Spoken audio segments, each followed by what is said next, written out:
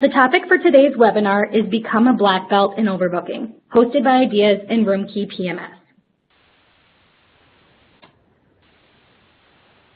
In this webinar, we will run through IDeaS' innovative partnership with RoomKeyPMS and Charlestowne Hotels, explain what overbooking is and why you should do it, understand the principles of overbooking, how to make overbooking a reality, and listen in on a Q&A with our guest speaker from Charlestowne Hotels. Now, let's meet today's presenters. Jeff Rourke works with IDeaS as a Revenue Solutions Advisor. Hi, Jeff.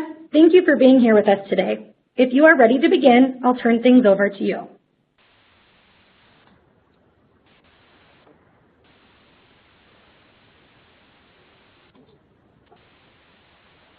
Hi, Jessica. Thanks for having me. As Jessica mentioned, I'm Jeff, and I've been a part of the IDeaS sales team for over the last 7 years. One of my IDeaS career highlights occurred last year when IDeaS and RoomKey announced an innovative partnership with Charlestowne Hotels. Today, we're happy to announce, through our continued collaboration, strategic overbooking is now available through this integration. During this webinar, we're going to talk more about overbooking and how hotels should approach it.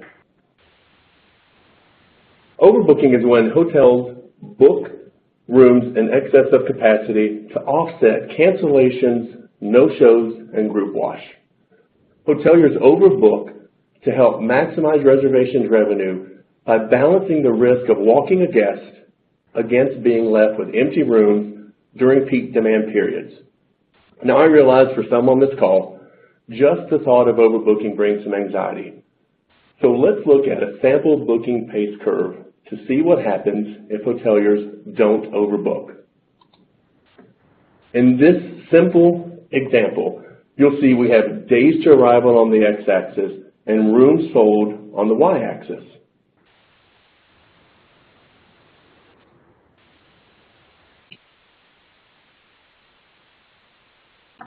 In a typical booking curve, group wash and cancellations may outweigh new reservations in the days near arrival. So, if our hotel has 100 rooms, we might make the strategic decision to overbook by 10 rooms.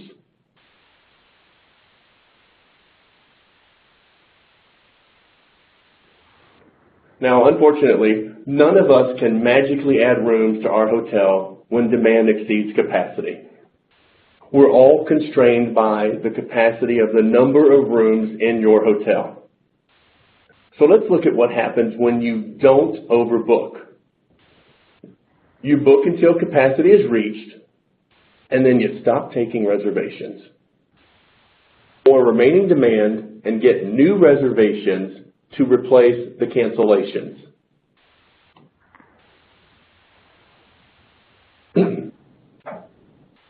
A hotel may remain sold out for a while as new reservations offset lost ones. But as we get closer to the arrival date, in some cases, higher than expected group wash and cancellations may start to outnumber new reservations, and a downward trend occurs, resulting in our final number of rooms being sold being below capacity, which results in vacant rooms and missed opportunities for our hotel.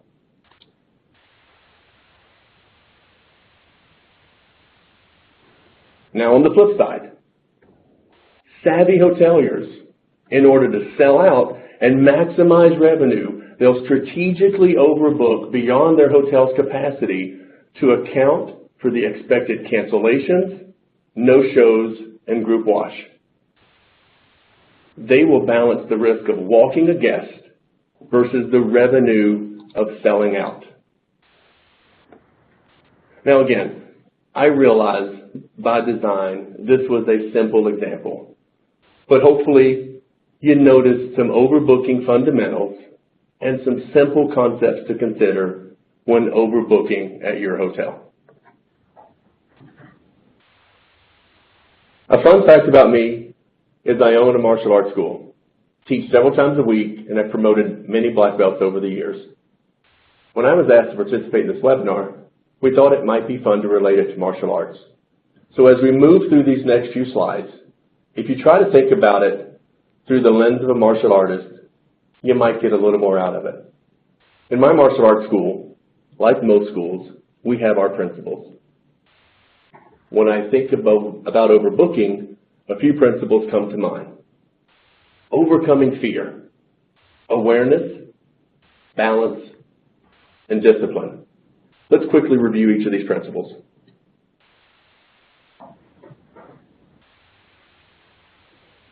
Overcoming fear is a big one. Hoteliers don't overbook because they're simply afraid to. You overcome fear by gaining confidence. And the best ways to gain confidence are through knowledge and training. When I think about my students and breaking their first board, many are fearful. But as they train, they learn proper punching and kicking, and they learn to key up. And that's when you yell or shout when performing techniques. It's a way to help channel mental energy. They learn various stances, how to breathe better, and where their sources of power come from. So that when the time comes to test and break their first board, they're eager to do so. The same applies to overbookers, and that's a term I just made up, by the way. It's natural to be fearful about something we don't know. So start with what you do know, which is groups will wash and guests won't show up. Study and start to understand how these occur. Don't be afraid to make a mistake. Nobody wants to walk a guest because we know it's costly and painful. Yes, you too can overbook. Hoteliers like you with properties similar to yours are overbooking every day. And I'm sure many of them are overbooking tonight. So now let's move to awareness. Awareness is defined as the state of being conscious of something. So I'm going to encourage you to spend time with your sales managers understanding various group wash. Because when you're holding group inventory, you're oftentimes turning away transient demand until the group cutoff date. So study that transient behavior and understand how your cancellation and wash percentages depend on your business mix so that you can make better, more informed overbooking decisions. And then understand your booking windows and adjust those over time by being more conservative as the arrival date approaches. And then be aware of your market.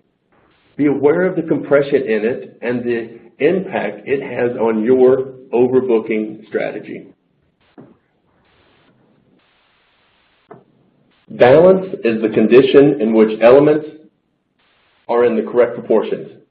Look for balance across your other departments.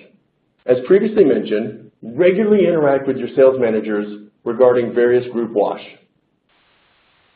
And communicate with your front office staff as they are the front lines to guests and often the most frightened about overbooking. Help them understand and appreciate the value of the strategy.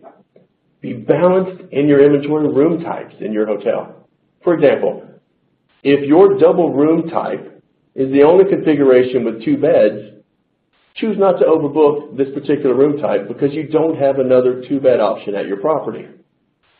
This prevents any operational challenges by not allowing overbooking for this room type. So take overbooking in bite-sized pieces. Overbook those other room types. And finally, understand cost of walk, as it is not a fixed value. It changes all the time. And if cost of walk is too great, then don't overbook. I think about the Super Bowl recently when it was held in Minneapolis. And I believe that if you're flying into Minneapolis and paying upwards of around $5,000 a ticket, that you most likely are going to show up.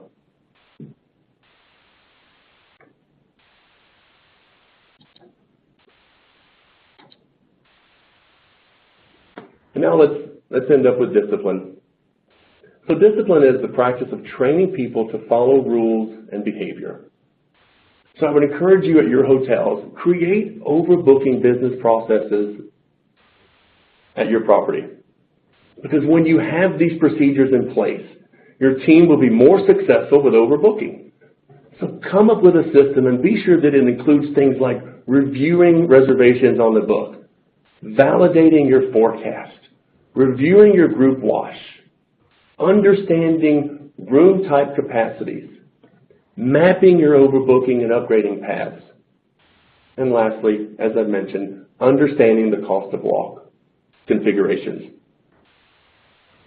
So having these overbooking best practices in place in your manual environment only makes life easier when you go to an automated environment like Charlestowne is going to do with IDeaS and RoomKey, because clients onboard more successfully when they understand at a core level our RMS basically automates their existing manual processes.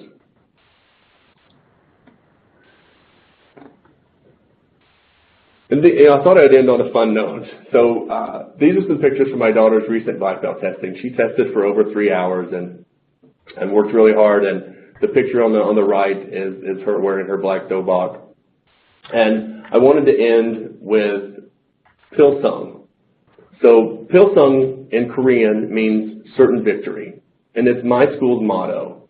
And I hope these principles in overbooking help you overcome your overbooking fear and help you along your overbooking journey. So Pilsung to you and your future overbookings and becoming a black belt like my daughter with your winning strategies.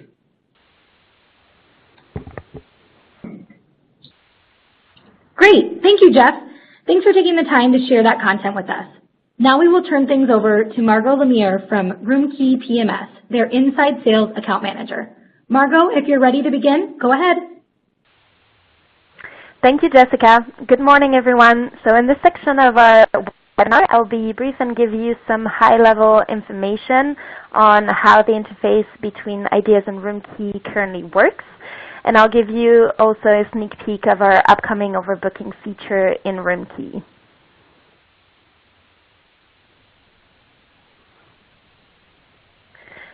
Over the past year, we've built the integration with the IDeaS team between our two systems.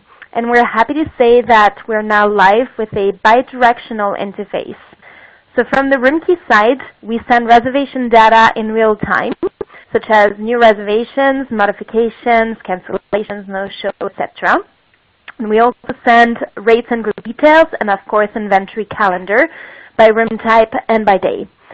So this real-time data allows IDeaS to react with timely decision updates and then sends back rate plan updates to RoomKey, so based on the daily bar decisions.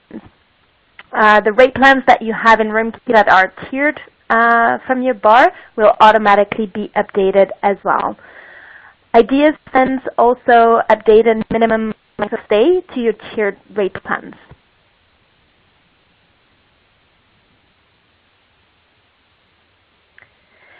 Now we're currently moving forward with a second phase of our bi-directional interface, which will include overbooking and hurdle rates.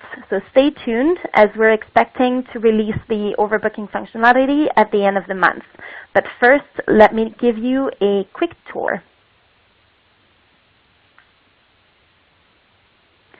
So to start with, the overbooking feature will be a permission-based feature, so at the property level, but also at the clerk level. So once the overbooking feature is activated on your PMS shell, you will have access to the new module called Overbooking Limits. So as you can see, it looks quite familiar to your current inventory calendar, and you can see your actual inventory on the first column. And you will also have this new column with the overbooking limit that you can set. So this new module allows you to manage your overbookings, but the great thing about the interface is that IDeaS will be able to send their overbooking recommendations directly into the sections, and you won't need to manually manage your overbookings from RoomKey. So this overbooking feature also allows you to overbook either by room type or at the property level. So what that means, at the property level is that if you want to overbook your hotel by 5, you can set it up at the property level, and your staff will be able to overbook any room types until they've reached that set limit of 5. So you don't have to choose whether or not you want to overbook 5 kings, 5 queens. It automatically sets you up for 5, no matter which room time you'd like to overbook. So this definitely allows more flexibility for your overbooking, and it's also the concept used by IDeaS to overbook.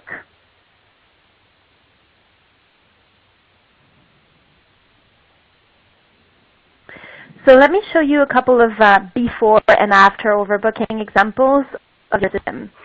So during the reservation process, you're probably familiar with this negative number highlighted in pink when you overbook a room type. So with the overbooking feature, you will see your inventory in pink still when you're overbooking your actual inventory, but the indicator number will show you how many rooms are left in the overbooking limit that was set for the day.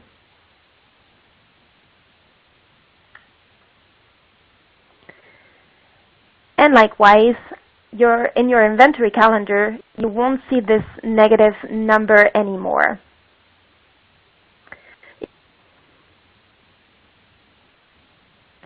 If you have allocated an overbooking limit to a room type or at the property level, you'll still be flagged in red, but it will let you know how many rooms you still have left in your overbooking limit.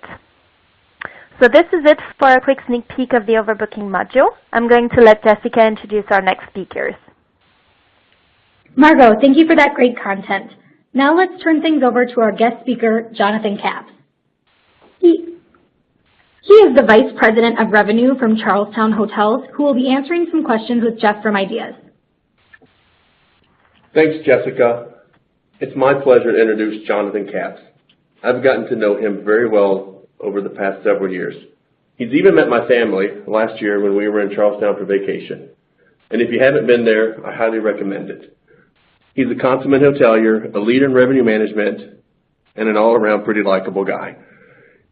He earned a degree in hospitality and tourism from the College of Charleston, where he currently is an advisor to the college's Hospitality Revenue Management MBA program. And since 2010, he's been with Charlestowne Hotels in beautiful Charleston, South Carolina. He's been a revenue manager, a marketing director, and is now vice president of revenue, where he oversees internal and external revenue management strategies for Charlestown's independent lifestyle hotels and various branded properties. And plus, he made a brilliant decision on selecting Charlestown's revenue management system, and I can only attribute that in part to working with an outstanding sales guy. So, fresh off his Disney vacation, and I suspect he's still wearing his Mickey ears in the office, and if there ever was a black belt in overbooking, he would definitely have one. Hey, Johnathan. Hey, Jeff. Thanks for that intro. The Mickey ears and the Magic Band are still on. I'm still recovering, but here to go. Great. Well, let's get started. I got a few questions for you. So let's start with, how did you, as a revenue professional, overcome your fear of overbooking? Yeah, I'd like to think that I've been a little spoiled, as one of my first owners in the industry came to me and basically as a revenue manager and as a strategy, he said, have fun with this hotel and push it to the limits. And, overbooking and pricing and a number of things hit me in that and pushed me to push this hotel. So I don't think I have a ton of fear on overbooking, especially now. Some of the fear would actually relate to not performing for an owner, as us in the third-party space or have to do constantly. And then really a fear of not being a team player, or my teammates not being a team player as it relates to just putting the overbooking in place, because we don't want one strategy going rogue and working against the operation strategy. But I attribute overbooking to more of an appetite for competition. between, you were mentioning earlier about market intelligence, so between having star reports and seeing competitors sold out, or seeing your own numbers go from being sold out one week to not the next, and to know you're leaving an opportunity on the table, it's a competitive spirit that kind of drives us to overbooking. And as with IDeaS and RoomKey, and we've talked about here, technology and tracking is improving, and it's allowed us to just get better at this, and it's improving around us. So we're trying to get better as we go along, and it's an appetite for competition as we go along. Thanks, Jonathan. I have to admit, I never thought about the fear of not performing for an owner, so that's an interesting perspective. At a high level, what's Charlestowne's overbooking approach? As we say it, and as the title hits me too, I think as you just said, something I hadn't thought about, but I was just thinking about is I think the overbooking, may have a bad rap itself, the term. When you say overbooking, you can look at a GM and just see their face sink. I was thinking about other words of connotation like that, right? If you say somebody's laid back or somebody's frugal, in someone's mind that may have a connotation that's negative, but others they may be like, they're really good with money, or, they don't take things so seriously. So I think, our first is to kind of dial that back a little bit and not make it seem like a negative term, like here's what we're looking to do. And going back to the owner approach is like, we got to make the most money for this hotel at the most opportune times, and how do we do that? So we put an overbooking strategy in place, right? It goes to the revenue managers. We're gonna overbook where possible, when possible, but we're gonna do it within guidelines and with SOPs. So, going through the setup and the SOP and the rules, those are all property specific. But as an overall practice, we want to overbook because we know it maximizes our hotels. We're gonna do it. So, as an overall Charlestown philosophy, overbooking's in place. It just varies as we go through the hotels. Got it. Thank you. Sometimes I've actually found that people prefer the term overselling versus overbooking. But with 44 hotels, does Charlestown's overbooking strategy differ from property to property? Yeah, so it does. Property rule, it has to really, because just varying markets and varying property size, but even room type levels, right? You and Margot both mentioned the room types, which is important.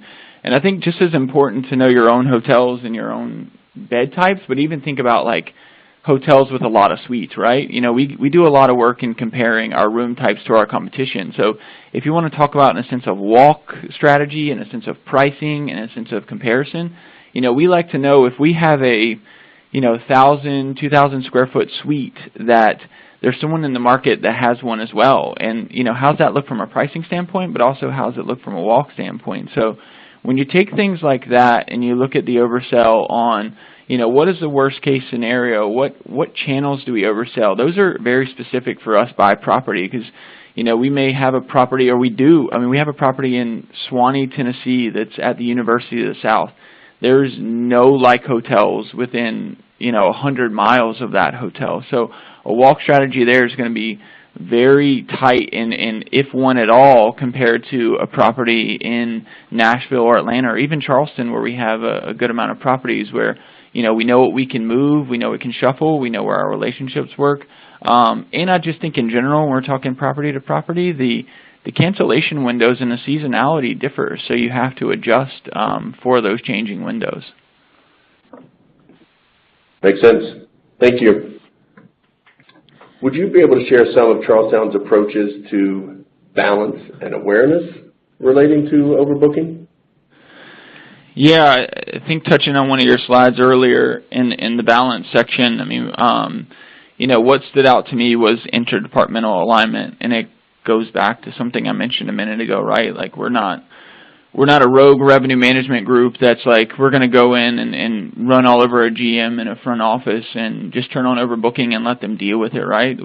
A lot of us have been on the front lines, a lot of us have been on the other side, and we hear it, right? We know how much reviews impact revenue strategy and how much they impact price positioning. So we don't want to start off on the wrong foot there. So you know, our first is to get everyone on the same page and work interdepartmentally. You know, it's bringing in the GM, the front office manager, and the other frontline staff that are affected by what would be an overbooking situation. You know, share with them what the metrics are, how all the systems and procedures are going to work, you know, and how we're doing this to really maximize the property. I think it goes back to your, you know, your overbooking curve earlier, right? Showing stats like that related to our hotel and how over the last 6 months we've seen a 10% cancellation and we're going down with rooms sold. Well, even if we oversold it by 5%, there's still a window of cancellation in there that we're still protected, but we're going to do better. So we really don't want to like swim against the tide there and go against the grain against the general manager. We want them to be on board. So we get them on board, and then we just keep communicating what those strategies are. You know, it comes up in revenue meetings. It comes up in front of house meetings, and they start creating SOPs on what it looks like to move inventory around and what it looks like to shuffle the house if it's needed. You know, it could work the other way. You know, I was thinking like, we've had a hotel that has a 48-hour cancellation policy.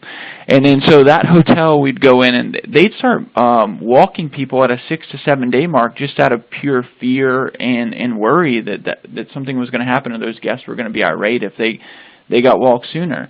But that leaves 4 days of cancellations still to come. And in those 4 days, the house would not only wash down, but then we would be undersold. So we would have rooms to go back and sell of rooms we walked. So it really, one of our approaches to this, which I think is a good practice for everyone, is just sit down and look at that timeline of all the key points of not only the oversell process, but that almost that handoff of bookings to cancellation to overbooking to CRM. So we look at the overbooking window, where we're going to set it. We look at the pre-arrival and upgrade communication window, because that's an important window because it's almost a reminder to the guest about cancellations. We look at the cancellation window, and then we also looked at when the front desk or other staff members are going to move the inventory around. And when they shuffle all that, where does that fit within the timeline? And when all those things work in synergy, this whole practice works as one, and is really great for us. And I think it's good for everyone just to see that timeline. So I'd really suggest to anyone that hasn't done that, kind of sit down with that. It's a good practice for the on-site staff and for the revenue team. Got it. Thank you, Johnathan. I noticed that you mentioned many of the different approaches. Is there anything else that you do, any other overbooking disciplines that maybe I haven't covered, or anything else that you do at Charlestowne to collaborate with your various departmental team members? You know, I'll hit on just a couple of things, just, you know, things that stood out for me from yours that I would just reiterate, and things we talked about. Is communication is key, right? And just kind of keeping up with those metrics, which obviously both these systems on this webinar are going to help out with, but setting those goals too, you know, I have our revenue team, we actually set sellout goals, and we tie them to incentives, you know, because it's going to push them to kind of collaborate with that on-site team. You know, oftentimes the revenue manager will say, well, once it gets to the day of, or once it gets to the cancellation window, it's a little bit out of their hands. But, you know, the front office team could say it the other way. You know, we have OTAs that you may see a 40% cancellation rate, and they're like, hey, why are we taking business that's canceling at a 40% rate? So both those things got to balance. And I think one of the bigger ones for me from the beginning that I kind of said in my lack of fear, but kind of I pushed down to my team to this day, is just playing to win.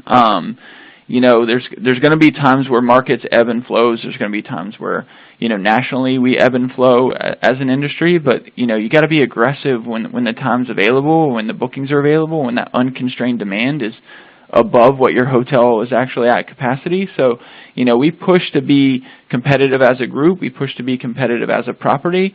And one of our things we do is we actually do look at like sellout efficiencies, and we look at, you know, who's hitting the most. And not only do we compare that between hotels, but we look at it as a goal for an individual hotel. So I think a lot of it just goes back to finding those metrics, setting them, and then striving to improve on them. That's good stuff. I love playing to win. Lastly, by incorporating IDeaS and RoomKey overbooking technology, How do you see Charlestowne's overbooking discipline changing? Yeah, maybe on the very pro side of overbooking here, as you can see and hear, you know, we've been a part of this, or, you know, overbooking's a strategy that we implore. So these systems are going to take us out of a manual process and do a lot of the work for us, right? It's going to look at the stats. It's going to look at the channels. It's going to look at, you know, I said earlier, we look at seasonality. Well, now I got a system that looks at daily. It looks at hourly, right? So it's going to just go down to the granular level that sometimes we may miss, right? Or, you know, we may be delayed on. So taking it from seasonally to much more active and taking us out of manual. One of the things I didn't get to hit on, but you know, is a good time to bring it up, is ADR on both sides. A lot of people look at overbooking as a maximizing of occupancy, but to go back to your curve, I think if you layered in the rates that are booked in that curve, and when you get into that cancellation window, and when you're taking discounted channels just to make sure you fill the house.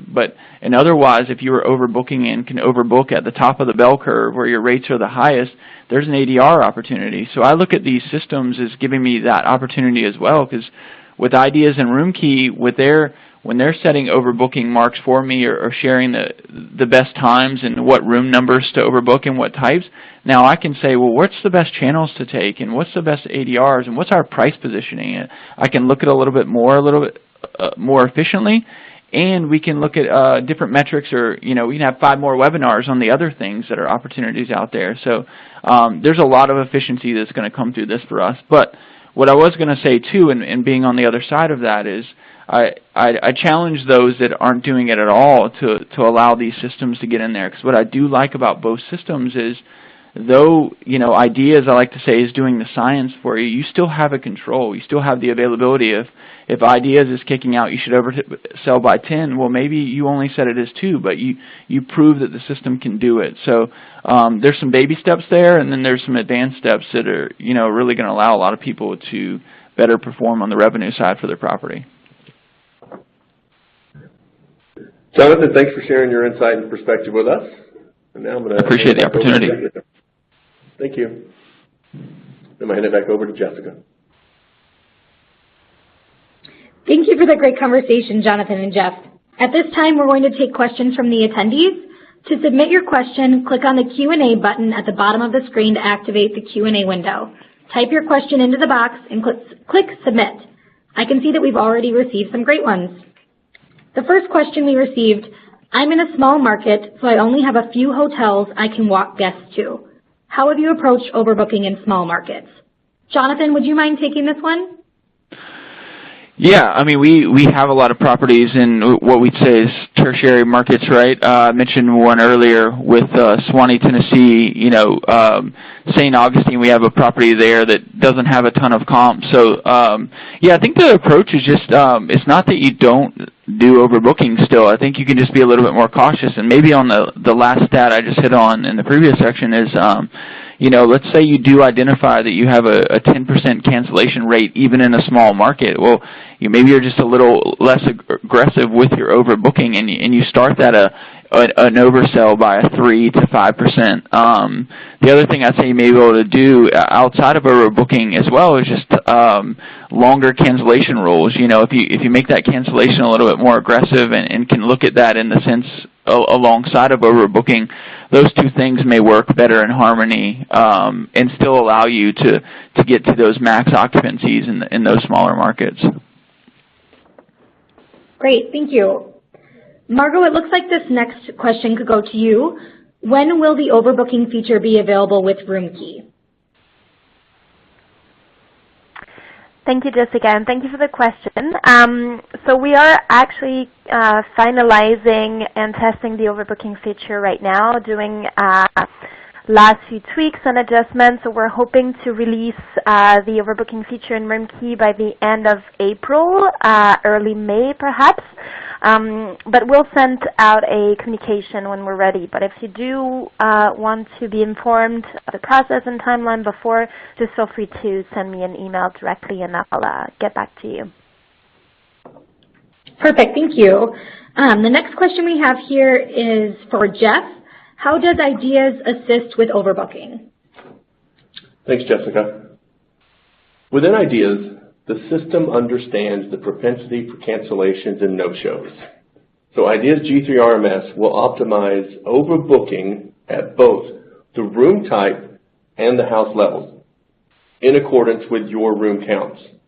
So basically, you tell the system what rooms can be overbooked along with your price rank and upgrade path. Then think about it that the system will allow, for example, base room class overbookings to be applied equally to the elevated inventory with no demand against it. Great, thank you.